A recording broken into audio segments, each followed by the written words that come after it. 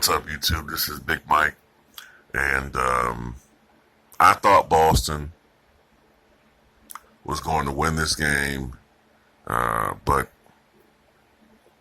Boston just chose at the wrong possible time to have their worst game of the playoffs, and probably one of the worst games of the season. Okay, in a crucial game, Cleveland on the road without their second best player, Kevin Love, who most likely suffered another concussion. Without Kevin Love, I just didn't see them beating Boston. Boston had not lost at home during the playoffs. Cleveland has seemed very vulnerable on the road. Many of the others, as Shaq always say, just didn't show up on the road. Tristan Thompson, for instance, last game only had 1 point. I think J.R. Smith only had 2 points. You know, Jeff Green had only been averaging 5 points a game during this playoffs. I just didn't see them winning. I think LeBron James is as individually brilliant as he is. I think he needed some help. But boy, was I wrong, man. And it was interesting because starting off the game, I remember Boston was up 35-23. And I was like, okay, yeah, this is what's going to happen. I think it's going to be like one of those 110, 90, 95 victories for the Celtics. But then it's like all of a sudden, Boston just forgot how to shoot the fucking basketball. I mean, this was one of the great, I don't know whether it was jitters, nerves, whatever, what have you, but it's like they just fucking put a lid on whatever side Boston was shooting the basketball. It's like they just could not knock down any fucking thing. But part of it, you have to credit Cleveland's defense. Cleveland's defense showed up in this game. Now, some of it was, I think, nerves. Some of it was just missed shots. But Boston shot horrible. And it wasn't that Cleveland was necessarily lighting it up. Boston collectively, well, before I talk about them, Cleveland shot 45% from the floor and only 25% from downtown. Both teams stunk it up from downtown. Cleveland was only 9 of 36 from beyond the arc. I think NBA players shoot way too many. NBA teams shoot way too many threes, and NBA players.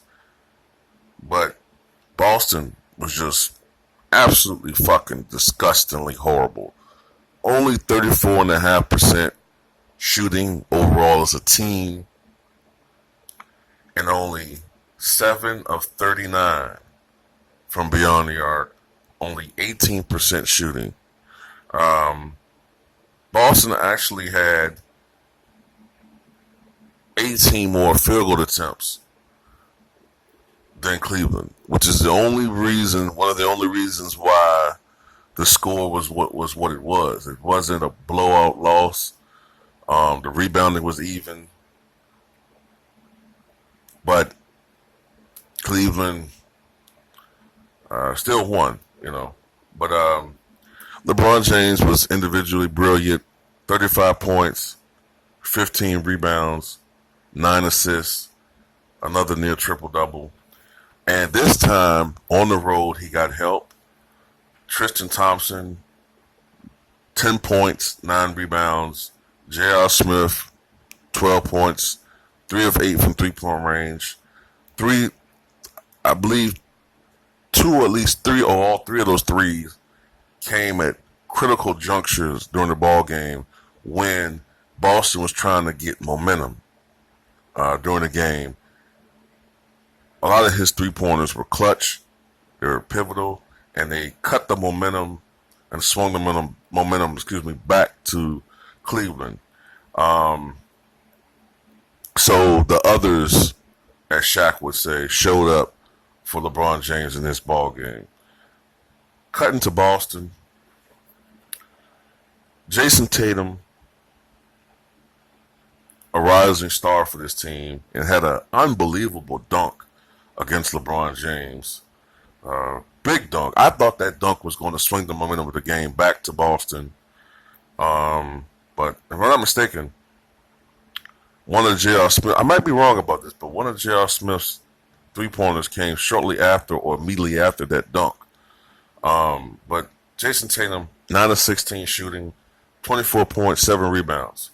So check on him for showing up, the young rookie. Okay. Al Horford, the veteran, 17 points, 3 rebounds. Wish he had a little bit more activity on the boards. But I know he's not built like that sometimes. 7 of 12 field goals. Okay. 2 guys showed up for Boston. The other guys,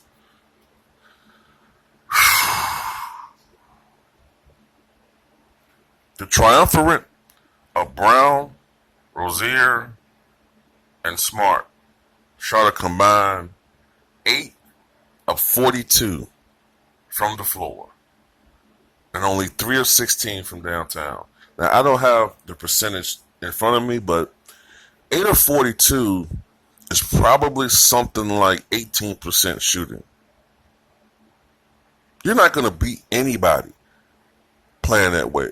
And another problem that I had with Boston was one of the key ways that Boston used to beat teams that were better than them without Kyrie was that they had ball movement.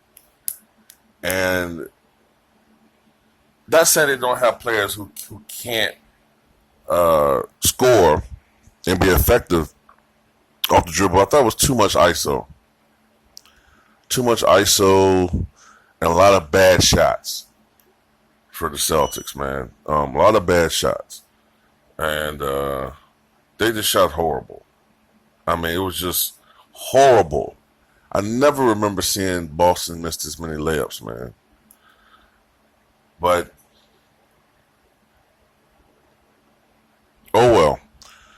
Actually, Boston's bench outscored Cleveland's, but it didn't matter. I mean, it just didn't matter in this particular ball game. But having said all that, Boston doesn't have anything to be ashamed of.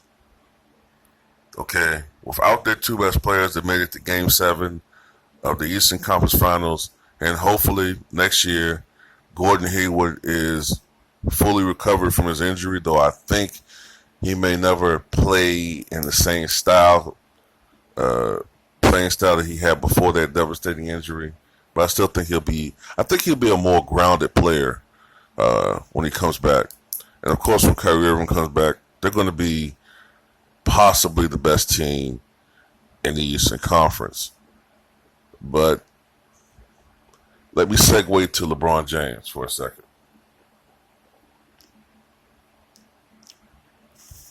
With this victory, the Cleveland Cavaliers, the Cleveland Cavaliers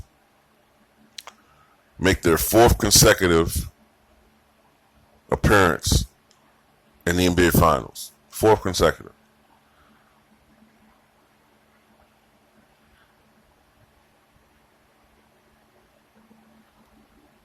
There hasn't been, I'm trying to think through my head right now before I say this. I don't think there's been a team that has made 4 consecutive appearances. And of course, Golden State may very well join them tomorrow, depending on whether they can beat Houston.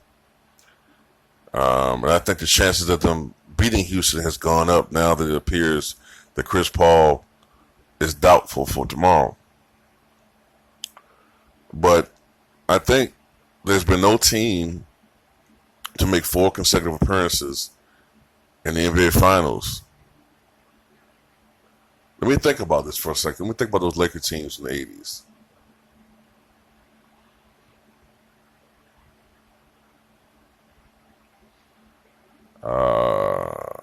No, since the Showtime Lakers. Because, if I'm not mistaken, the Showtime Lakers, they were in the 82 Finals. They won that series. They won the championship in 82. 83, they got swept by the Sixers, 4-4-4. It's their second consecutive. In 84, they lost to the Celtics in 5.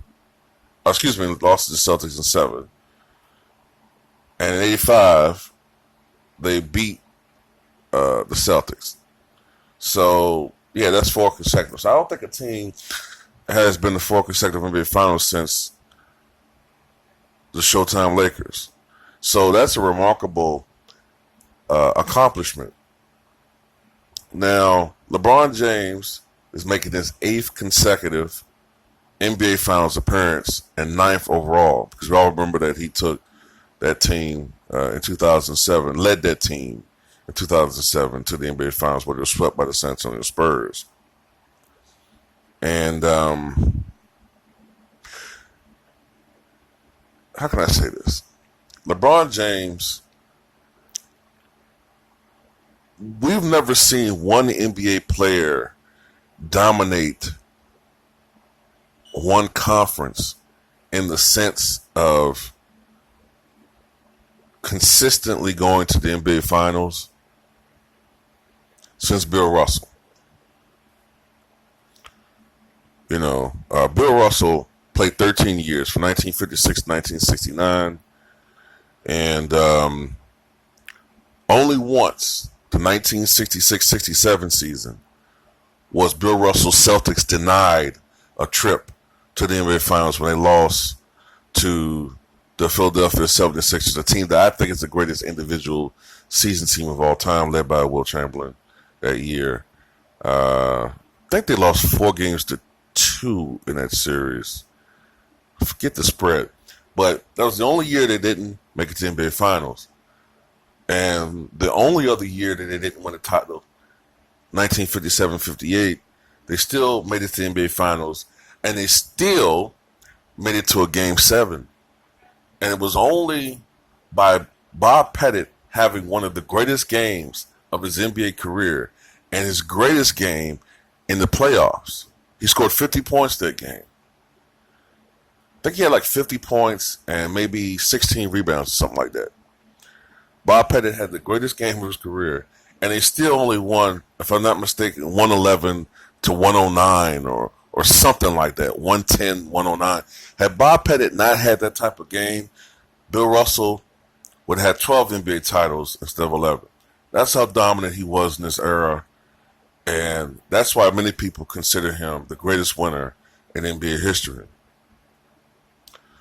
So LeBron James is in some elite company, and that's why I feel comfortable now putting him ahead of Wilt Chamberlain and proclaiming him, in my opinion at least, the 3rd greatest NBA player of all time. Now, to those of you who are listening to these videos for the first time and have not heard from me in a long time, no, I'm not dead. I just hadn't been uploading much. Hadn't felt a need to upload. Just got out of the habit of uploading, just been more of a listener. Been reading a lot. Listened to a lot of shoot interviews with WWE and things of that nature. But hopefully this time I'll upload more regularly. And that's pretty much all I got to say, man. I don't think that Cleveland is going to win the title, man. I'm just being honest. And I know a lot of LeBron James fanboys are ecstatic right now. They're ejaculating all over their LeBron James posters and memorabilia and jerseys and all that. But you gotta be realistic. With Kyrie Irving last year, they were beaten by Golden State 4-1. This team, without Kyrie Irving, of course he was traded during the offseason, were pushed to the limit by a team without its not one best player, but its 2 best players.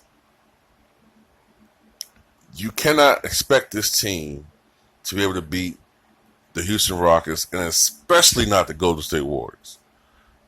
Okay? If they play the Golden State Warriors, I see a lot of blowouts. Okay. And that's pretty much it. That's pretty much it. That's all I got to really say, man. Tell me what you guys think.